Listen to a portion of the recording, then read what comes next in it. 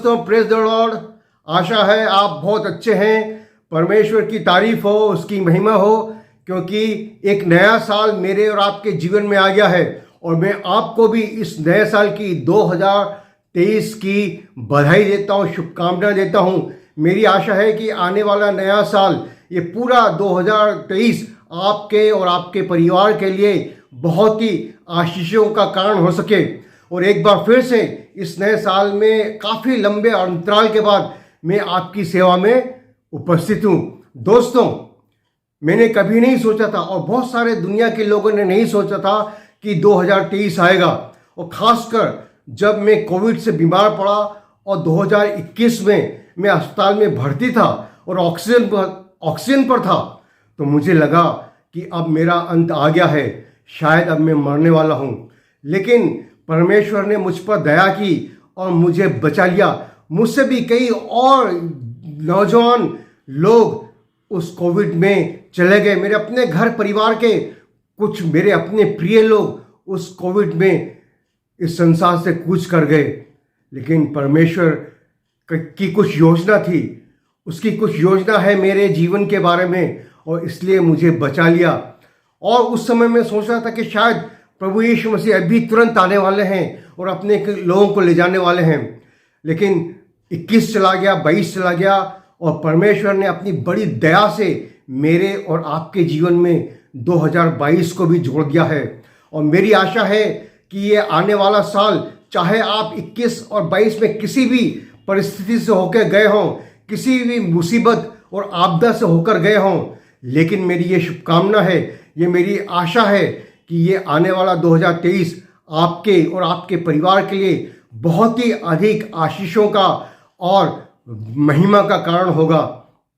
लेकिन हम देखते हैं कि 2023 भी कोई बहुत अच्छे से इसकी शुरुआत नहीं हुई है। यहाँ हम देखते हैं कि कई परमेश्वर के लोगों पर सताव आया है, और साथ ही साथ उस सताव के बाद हमने देखा कि भारत का एक राज्य है उत्तराखंड, वहाँ पर एक नगर है पहाड़ पर बसा हुआ जोशीमठ। वहाँ पर करीब 600, 700 या अब 800 मकानों में दरारें आ गई हैं, और सरकार ने वहाँ के लोगों को चेतावनी दी है कि ये शहर का अब कोई भरोसा नहीं है, कभी भी लैंडस्लाइड हो सकता है और ये नगर तहस नहस हो सकता है, इसलिए यहाँ से निकल जाओ। और सरकार ने उनके सामान को ले जाने के लिए मजदूरों का इंतज़ाम किया है, उनको ले जाने के लिए गाड़ियों का इंतज़ाम किया है, और अधिकांश लोग उस शहर को खाली करके चले गए हैं। लेकिन कुछ लोग हैं अभी भी जिनका कि मन अपने घरों से, अपने पशुओं से, अपने खेतों से बंधा हुआ है, वो निकलना नहीं चाहते। अजीज़ों, वो देरी कर रहे हैं, लेकिन यदि अचानक कुछ हो गया तो उनका जीवन खतरे में पड़ जाएगा। मेरी उनसे ये अपील है कि आप उत्तराखंड या भारत सरकार की बात सुने और उस नगर से निकल जाएं। जो स्थान सरकार ने आपके लिए बनाए हैं, जहां पर आपको शरण लेनी है, वहां आप चले जाएं और सुरक्षित बने रहें। लेकिन लोगों का मन अपने घरों में और खेतों में, अपनी गायों में, बकरियों में बंधा रहता है, और मेरा आपका भी मन इन संसार की चीज़ों में, वस्तु में फंसा रहता है। हम निकलना नहीं चाहते, लेकिन कभी कभी ये खतरनाक हो जाता है। एक ऐसी ही घटना का उद्घाटन बाइबल की उत्पत्ति नाम की पुस्तक में है, जेनेसिस में है। उसके 19वें अध्याय में मैं आपके पढ़ूंगा।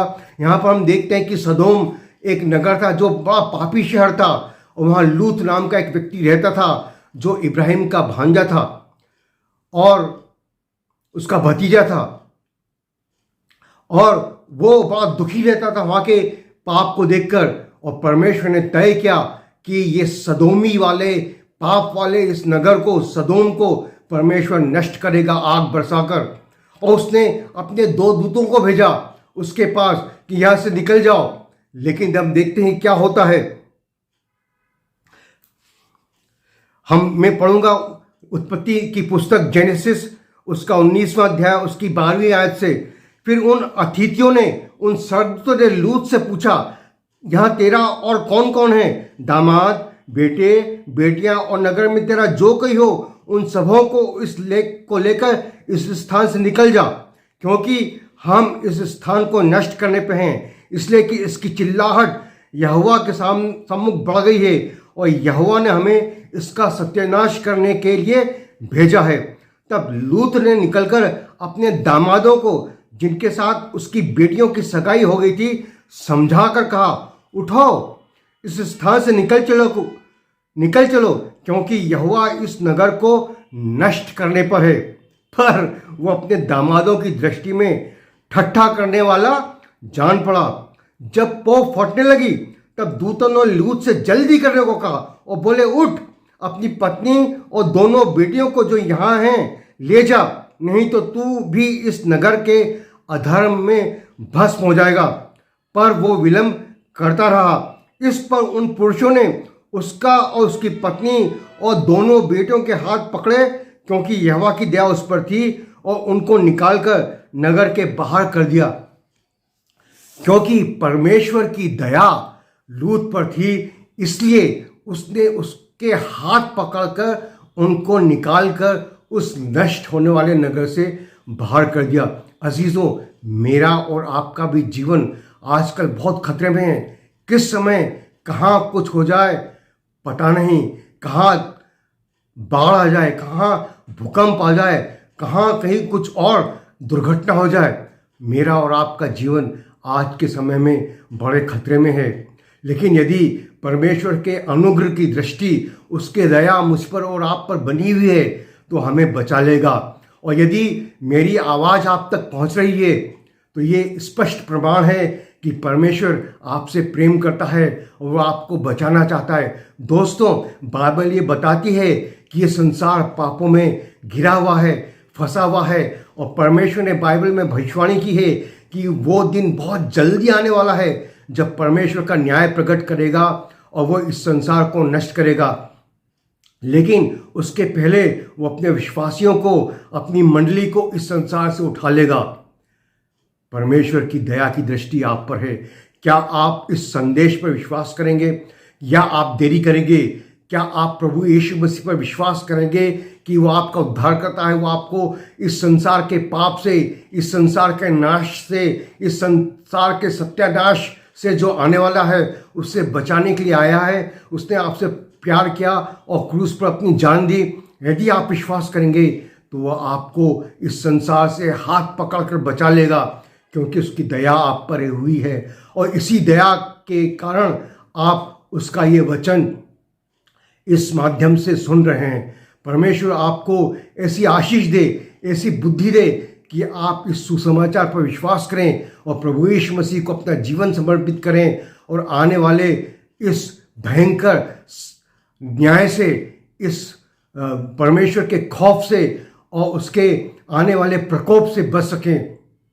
आज ही अपना जीवन प्रभु यीशु मसीह को दें, देरी न करें, विलंब न करें। आज ही अपना हाथ यीशु मसीह के हाथ में दे दें कि वो आपका हाथ पकड़कर इस बुरे संसार से आपको निकाल दे।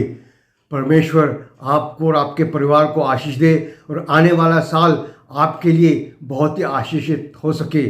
आमीन।